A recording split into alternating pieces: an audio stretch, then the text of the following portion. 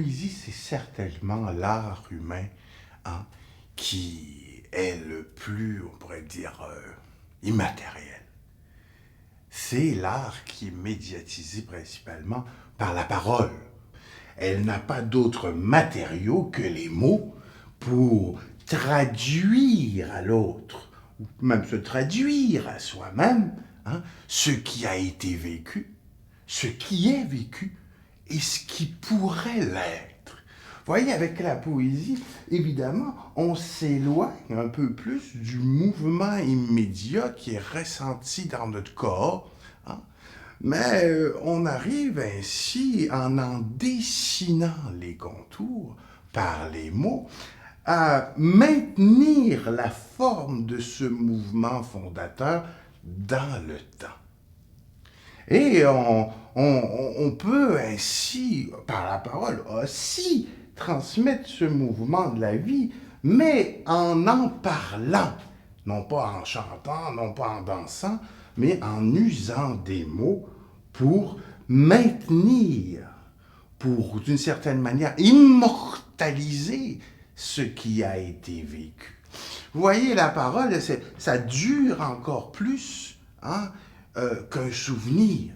Il y a bien des choses dont on peut parler, dont on n'a plus le souvenir. Mais grâce à la parole, ou dont on a un souvenir flou, la parole va souvent réanimer, elle, des images, des événements qu'on a déjà vécus en parlant. Et tout son art est là, hein, si vous voulez, par l'écrit, oui, et par la lecture. Hein, il y a celui qui écrit la poésie, mais il y a aussi celui qui l'accueille dans son fort intérieur, hein, en laissant résonner les paroles d'un autre en lui-même. Hein. Cette poésie réussit aussi, on pourrait dire, à façonner l'être humain dans la manière dont il a de parler de sa vie. Hein, la poésie, c'est pas seulement des poèmes qui riment, là. C'est le fait de parler. Tout être humain est poète parce qu'il sait parler. Il y en a qui sont plus habiles que d'autres pour nous faire voir, grâce aux mots, des choses qui n'existent pas nécessairement. Hein, on pense à la littérature de fiction ou à la tradition orale. Vous voyez, quand dans la tradition orale, on se transmet des histoires en se les racontant. Et on persiste, ou on réussit ainsi à faire perdurer une interprétation qu'on a faite de mouvement de la vie. Le désir de Nietzsche, c'est que notre poésie soit pas inspirée seulement de nos rêves, seulement de nos souvenirs, mais qu'elle soit directement la transmission d'un mouvement qui prend sa source de la musique, de la danse, de l'art visuel jusqu'aux mots. Parce qu'il y a un danger, si vous voulez, quand on se concentre sur l'art poétique, de se détacher du mouvement réel de la vie qui a lieu effectivement. Hein? On peut se raconter des choses qui n'ont pas nécessairement rapport avec ce qui est en train d'être vécu. Et qui pourraient aussi, à l'inverse, voyez,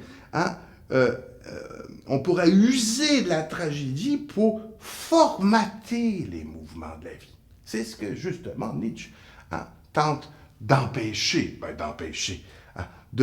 tente de renverser. Hein. Il veut plutôt que notre poésie, ce qu'on se dit, les histoires qu'on se raconte, pour donner du sens à ce qu'on vive, soient inspirées, effectivement, de ce qui résonne en nous. Et qui, plutôt que d'être toujours référencé au passé ou à la poésie de vie passée. Il y a un risque, vous voyez, quand même dans la poésie, de tomber dans une certaine nostalgie. Et c'est ça qu'on veut éviter. Hein. Mais c'est possible. Hein. Dans le fait d'écrire, vous voyez, le poète est en train de transmettre par l'organisation du sens et des mots hein, une image de ce qu'il a aussi vécu, hein, mais à travers son poème, non pas à travers, par exemple, une photo. Ces 4 formes d'art, elles traversent l'être humain au complet. Si on a déjà remarqué, elles peuvent s'enchaîner l'une dans l'autre, l'une vers l'autre, dans les 2 directions.